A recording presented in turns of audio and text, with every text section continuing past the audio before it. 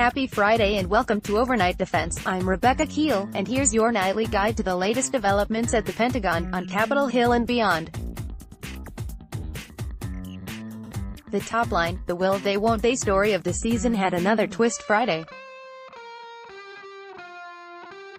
A day after it looked they won't, it's now possible they might.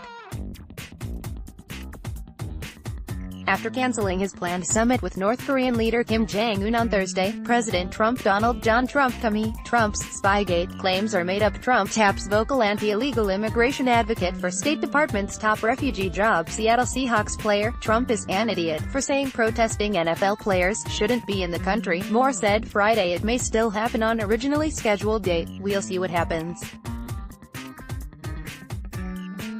We're talking to them now, Trump said on the South Lawn of the White House before leaving for the U.S. Naval Academy to deliver a commencement address. They very much want to do it. We'd like to do it, Trump added. It could even be the 12th, referring to the June 12th date he had agreed to meet Kim in Singapore. The president, who sees himself as the quintessential dealmaker, suggested the war of words between the two countries is simply part of an effort to gain leverage. Everybody plays games. You know that better than anybody, he told a reporter. The official line, other administration officials, too, suggested the summit may get back on track and that the developments over the last few days are typical pre-summit ups and downs. Ahead of meeting with Denmark's Foreign Minister, Defense Secretary James Norman Mattis. Pentagon, no change in military posture after North Korea talks fall through. Two pilots eject before trainer jet crashes in Mississippi. Kane demands answers on Pentagon missions in Africa. More teased possible good news about the summit. We have got possibly some good news on the Korea summit, where it may, if our diplomats can pull it off, may have it back on. Mattis told reporters at the Pentagon, that is a usual give and take, you know, of trying to put together big summits and stuff. The diplomats are still at work, he also said. Speaking to reporters at the Naval Academy, State Department spokeswoman Heather Nauert said, "None of this comes as a surprise to us. We always knew there would be twists and turns leading up to this meeting on June 12th, she said. We weren't getting the right signals previously, so hopefully we will in the future. But we didn't want to go to a meeting just for the sake of going to a meeting. But wait, Trump's suggestion that the summit could still happen June 12th doesn't appear to square with what the White House said Thursday." A senior White House official told reporters Thursday afternoon that it would be extremely difficult to hold the summit on the original date, especially because North Korea cut off contact with the U.S. Regarding planning and logistics, we've lost quite a lot of time, the official said. June 12th is in 10 minutes. Defense Bill Watch. Now that the National Defense Authorization Act (NDA) has cleared the House, focus moves to the Senate's version. More details came out Friday about what the Senate Armed Services Committee approved behind closed doors this week. Though a summary of the bill was released Thursday, the full text hasn't been. The committee staffer said Friday to expect the text the week of June 4th. Still, a background briefing gave more insight into what made it in, and what didn't. Some highlights.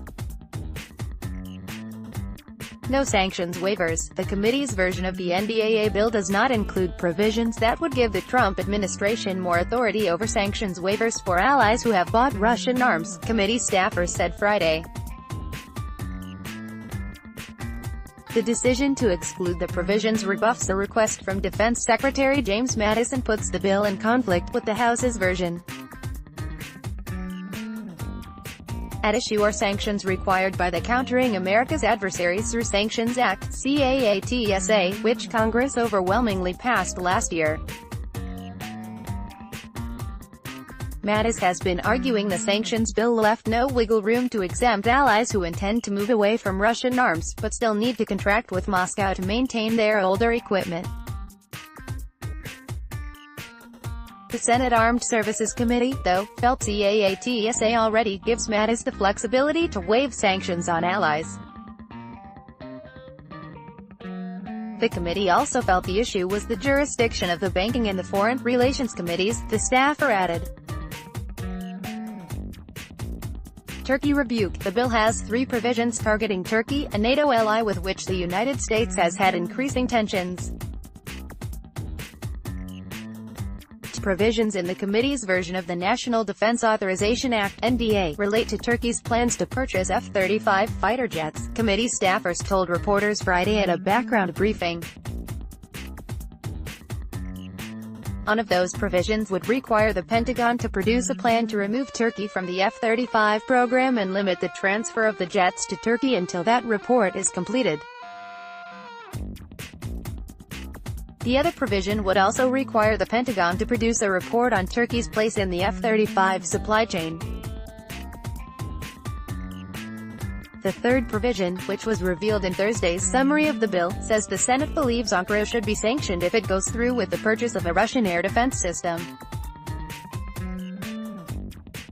Cyber. The Senate panel is attempting again to dictate a cyber policy strategy, even after the Trump administration submitted its own, classified strategy to Congress last month. The committee's version of the bill would set a cyber warfare doctrine stating that the United States will use all instruments of national power, including military force and offensive digital operations, to counter cyberattacks that deliberately threaten American lives or critical infrastructure. The bill also would make it U.S. policy to employ all instruments of national power, including the use of offensive cyber capabilities, to deter if possible, and respond when necessary, to cyber attacks that target U.S. interests with the intent to cause casualties, significantly disrupt the normal functioning of our democratic society or government, threaten the armed forces or the critical infrastructure they rely upon, achieve an effect comparable to an armed attack, or imperil U.S. vital interest, according to a bipartisan summary released Thursday afternoon.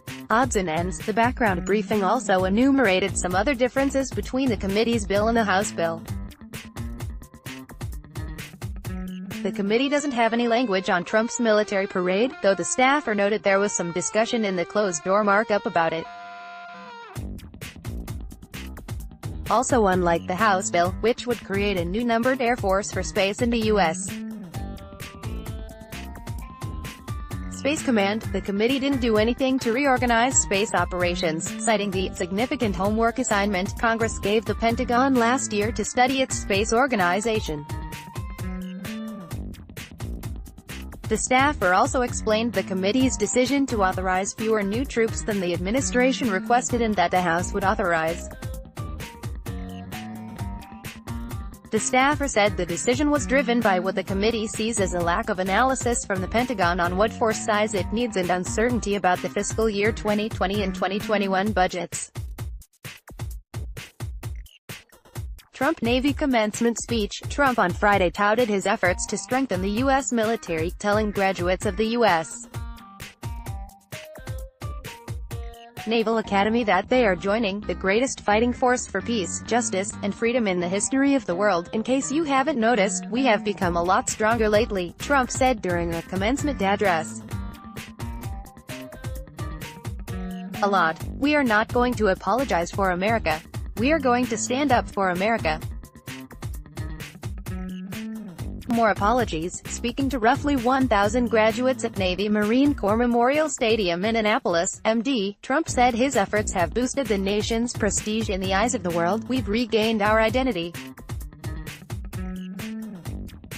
We've recovered our stride, Trump said, adding that, yes, they are respecting us again, and, yes, America is back. On tap for Tuesday at Stimson Center will host an expert panel to talk about the breakdown in preparations for the Trump-Kim summit at 2 p.m. https://bit.ly/2i4. Air Force Secretary Heather Wilson will speak about strengthening alliances at 3 p.m.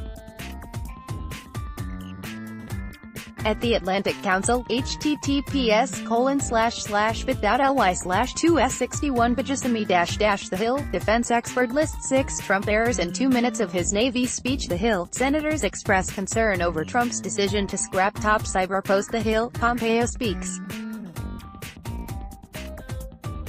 with South Korean counterpart after Trump nixes Kim summit. The Hill, top oversight and foreign affairs Dems ask Black Cube for answers on alleged Iran deal. Ops Stars and Stripes, former USS John S.